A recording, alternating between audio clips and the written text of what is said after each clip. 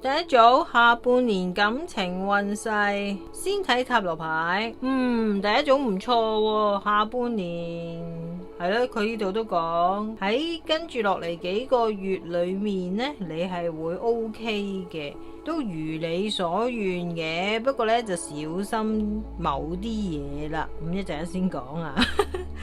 單身嘅朋友會有一啲對你好瘋狂、對你好着迷嘅追求者出現嘅，而關係中嘅朋友呢，就有啲 overwhelmed 咗啦。對方可能對於你某部分嘅感情需求有啲不滿啊，呢一部分令到你嘅伴侶、你嘅 partner 好沮喪嘅，咁你就要注意一下啦，唔好因為對方好愛你而下下要佢遷就你，而你又冇理到佢啦。好，呢一個係第一樣嘢啦。下半年感情運勢，你係需要做多啲嘢啊，拯救啊，哇！你睇呢度呢個又係心，呢個係心，你係要拯救你嘅心啊！你係拯救啲乜嘢呢？就係要保持你內心嘅平靜啊。你而家都 OK 嘅，不過下半年就會比較波動少少啊。而家你都能夠處理到你感情上嘅危機或者狀態嘅，但係下半年呢，如果你內心嘅能量唔夠呢，不單止唔可以拯救自己、拯救他人啊，甚至乎會成為他人嘅負擔啊！你期待係被人拯救嘅。呢樣嘢呢，你就要深思啦。不過整體上第一組下半年嘅感情運勢係唔錯㗎，你睇呢度，咁你就要好好把握你感情上嘅好運啊，唔好浪費，要好好地運用啦。好，我哋睇埋呢幾隻牌。中戰盾係啊，如果你下半年係冇問題嘅，但係如果你而家係有一啲曾經嘅心痛呢，係會療愈到嘅。呢一度都見到啦，係要拯救你嘅內心啊，所以而家趁仲係下半年嘅開頭嘅時候呢，你就要做多啲自己做多啲功課啦，喺內心同你嘅內在連結都唔係好多嘢嘅，不過再堆落去呢，咁就會滿額噶啦，所以你真係係時候要掹劍啦。人生呢，就係一個旅程，係一個 carriage 嚟嘅。第一組你下半年嘅感情生活展望係唔錯嘅，但係你就要將過去嘅嘢呢就處理好啊，曾經嘅唔開心啦、傷心啦，同一個年輕女子之間嘅瓜葛啦，可能佢已經同你斷絕咗關係，或者已經冇來往好耐啦。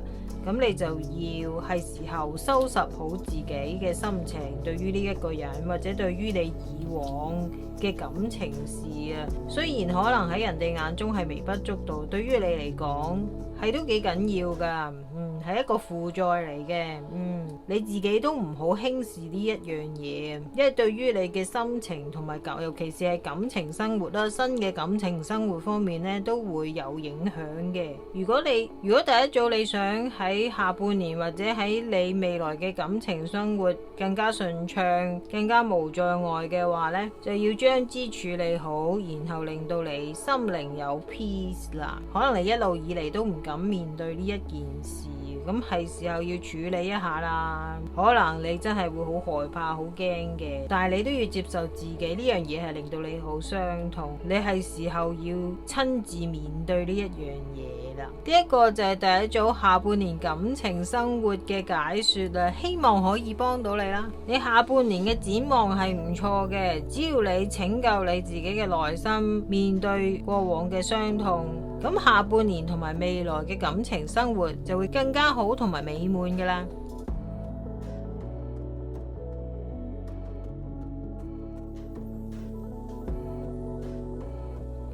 第二組下半年感情生活，先睇塔羅牌，好大對比啊！第二組有唔同嘅信息啊，感情生活。雖然呢個題目係講感情生活啦，但係第二組嘅朋友，我就強烈建議你喺你精神心靈健康方面呢，就要做多啲培育啦。點解呢？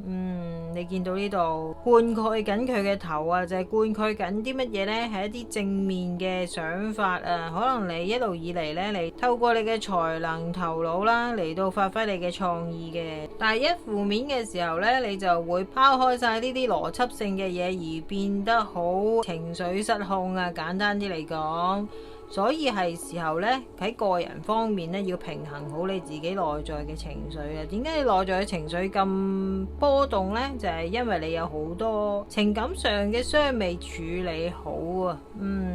你內在唔係好支持你外在啊，咁你自己就要自己傾掂數啦。咁多啲獨處時間就會有到答案嘅。同埋天使亦都話俾你聽，話兩隻牌都係否定喎，唔係時候，同埋要等等喎。我都明白嘅。對於第二組單身嘅朋友，你嘅蘇眉亦都 call 緊你啊，話呼喚你之中，亦都好吸引你去揾佢啊。而你嘅真愛亦都覺得你好 beautiful 嘅，但係天使就攔咗你兩難啦，就話叫你等等先，而家唔係時候。點解？可能就係我頭先講嘅，你嘅諗法唔係好正面嘅，你需要做一啲內部嘅調整，重整翻好自己，先至去接受呢一啲新戀情，或者去同呢一個蘇眉展開接觸會好啲。如果佢係你嘅蘇眉嘅話，可能佢亦都同步做緊呢一樣嘢，可能而家大家都係需要先做呢一樣嘢先，然後再喺埋一齊先至係 right timing 嘅。因為所有嘢都係喺 divine timing 出現嘅。咁你見到呢度有教皇啦。第二組嘅朋友可能你都未必會聽噶啦，不過我照講就係點呢？你需要聆聽一啲上司嘅指引啊，放棄一啲舊有嘅觀念同埋格局，先至可以有純粹稱心滿意嘅感情生活啊！喺呢下半年，咁樣講好抽象。好，我哋睇埋其他牌先。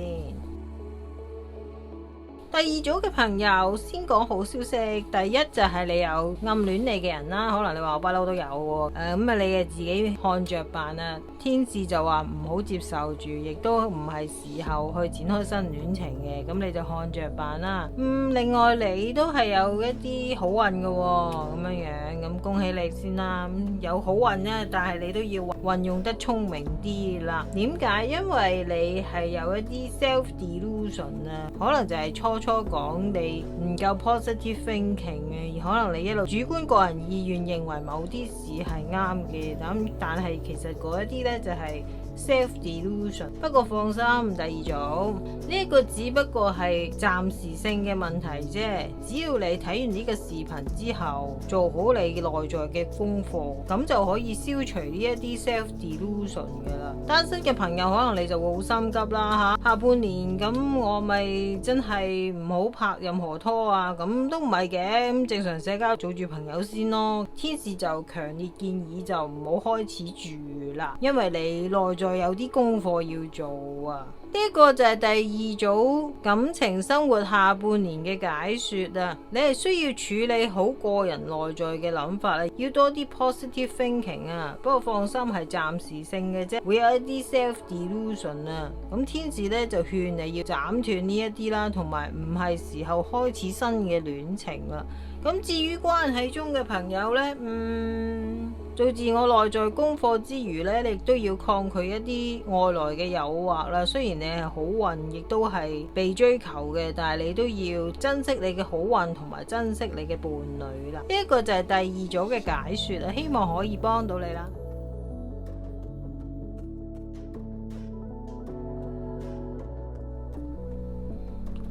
第三組下半年感情生活，先睇塔羅牌，咦，唔錯喎。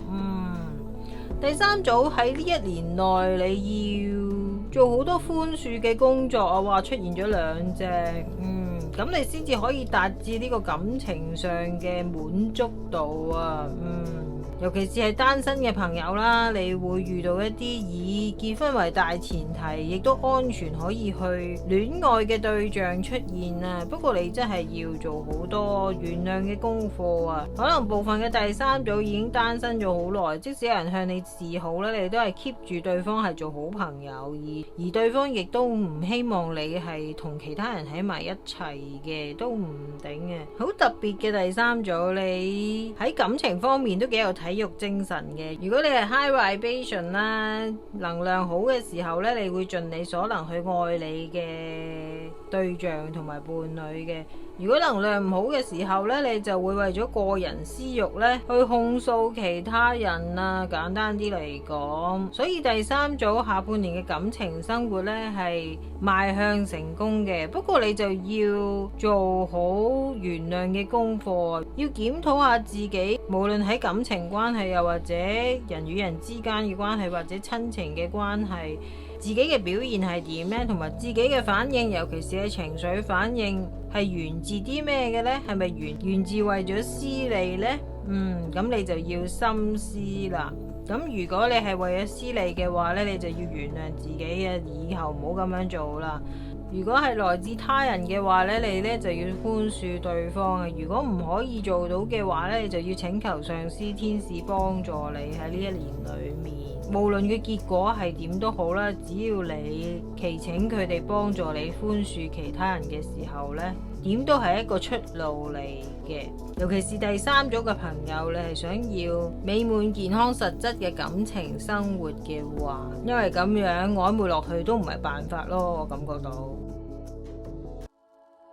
第三組嘅朋友，你下半年嘅感情係唔錯嘅，咁你嘅能量一路會上升，甚至乎會飆升啊，會顯示到喺你嘅經濟同埋收入方面，甚至乎工作嘅機會亦都好多嘅，令你有啲受寵若驚添。所以如果你開始計劃你下半年嘅工作或者 schedule 呢，咁你就要花多啲時間去好好計劃啦。咁我明白點解天使要咁樣講啦，因為第三組某程度上嚟講，雖然你係進取，但係比較頑固嘅一個人嚟嘅，係好衝啊！我感覺到你哋第三組嘅朋友，可能部分嘅你哋係白羊座或者係山羊座都唔頂，決定咗某啲嘢就唔會改變，又或者我決定咗唔同呢個人來往，我就生死不相見，非常之堅定嘅。所以第三組嘅你更加需要學習寬恕啦。可能你好努力盡咗力都未必得到成功啊，但係你都唔可以放棄自己，唔原諒自己。呢一個就係第三組下半年感情運勢嘅解說啊！你係需要做寬恕嘅功課啊，原諒你自己，原諒他人啊，維持你好嘅體育精神，唔好為咗私利而去進擊人哋啦。咁摒除咗呢一啲負面能量嘅話呢，第三組你呢一年內呢就會一步步邁向圓滿嘅感情啊，甚至直接反映到喺你嘅經濟同埋金錢方面嘅。呢一個就第三組嘅解說啦，希望可以幫到你啦。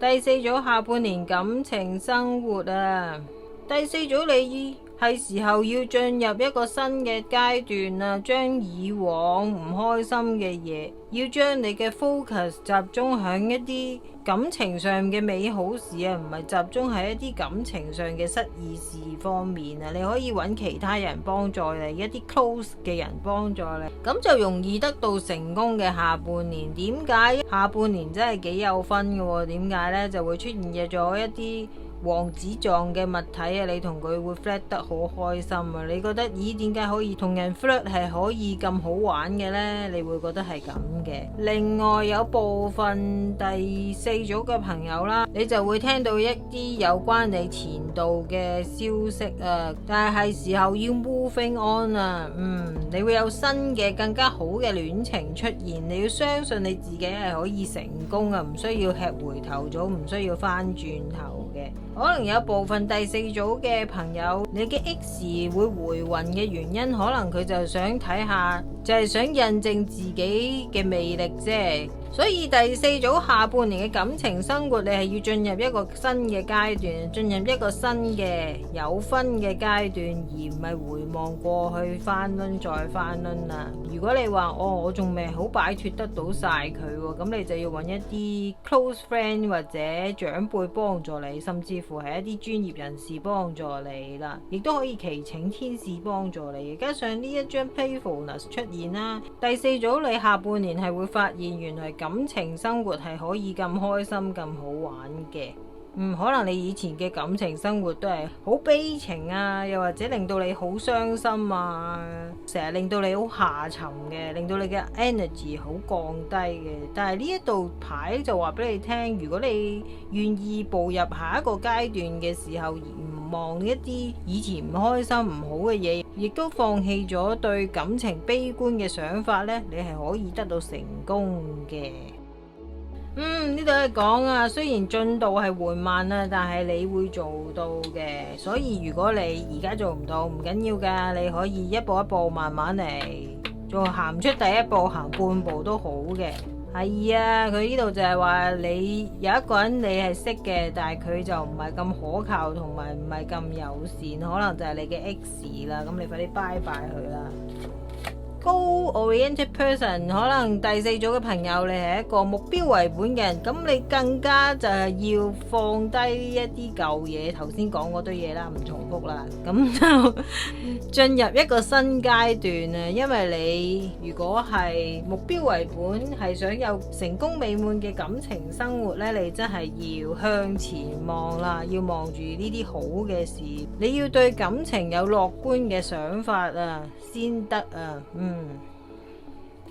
好，最尾就係，哇！呢一度係一個 side bet 嚟嘅，就係叫你注意你嘅錢財啊，咁就唔係話俾你聽你有啲咩錢銀嘅危機，可能你嘅報酬係有5袋錢嘅 ，end up 可能都係會得到2袋錢嘅啫，所以你真係要保持正向嘅能量，提升自己嘅能量啦。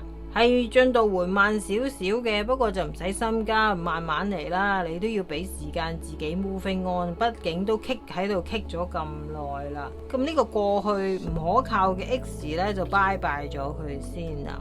呢一個就係第四組下半年感情生活嘅解說啊。感情上你係要邁向一個新嘅階段啊，保持樂觀，放棄悲觀啊。對於感情，咁你先至可以得到成功啊。你可以尋求上天天使，又或者親密嘅朋友、長輩嘅幫助。